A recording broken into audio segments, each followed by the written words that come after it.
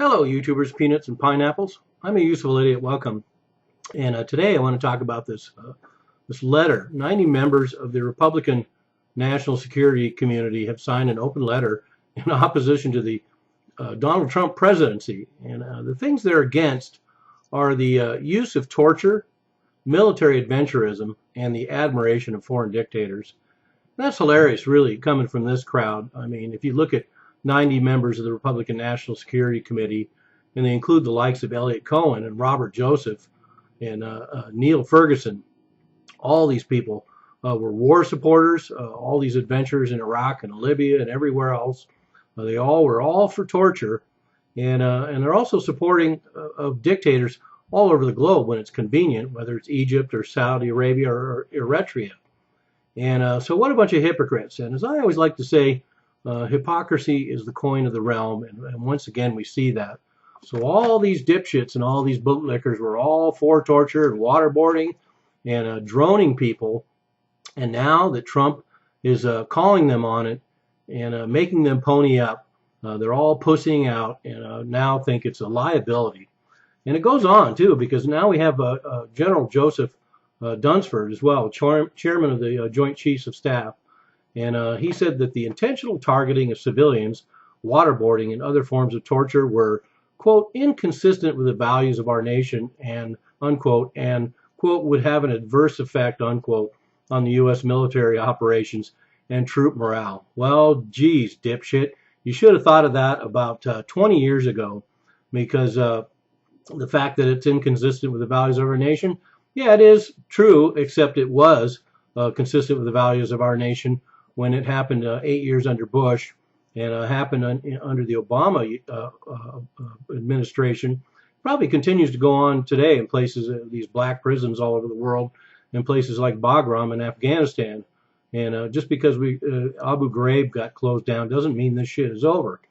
And then to add to the icing on the cake, this exchange with General Dunsford was done with Lindsey Graham.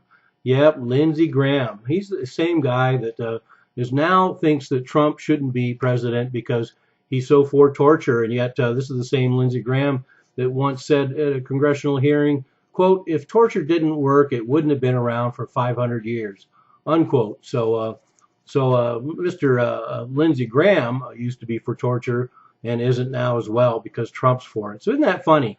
All the people that love torture aren't for it now that Trump's for it. So what, do they see something in him that scares them?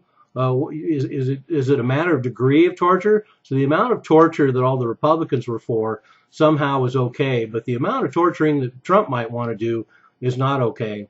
And I also want to point out to dipshit Lindsey Graham that I assure you torture goes a lot further back than 500 years. And I also looked at some of the things that Trump said, and granted, his language in talking about terrorism can sometimes be incendiary when he talks about going and killing the families of the terrorists. But let's compare that with the fact that we've had hundreds, if not thousands, of drone strikes by now that mostly kill civilians and wedding parties and non-combatants. But somehow that's okay as long as we don't know who they are.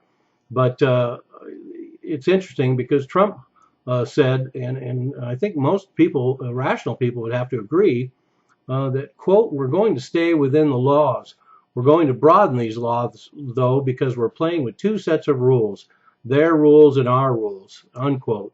And I think that's a fairly rational statement. And the fact that the status quo GOP wants to couch that as incendiary and inflammatory is just part of their campaign to take out Trump at all costs.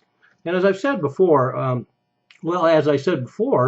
I wasn't necessarily a Trump supporter, but I'm definitely becoming a good Trump supporter because the more I listen to what he's actually saying, and the more I see the status quo GOP and the status quo Democratic Party quivering their boots at the very thought of this guy becoming president, then I'm all for it. And there's definitely plenty of things that I disagree with in Trump's policies, and there's things that I don't like about his personality, although not much, because frankly, I can talk just like him sometimes.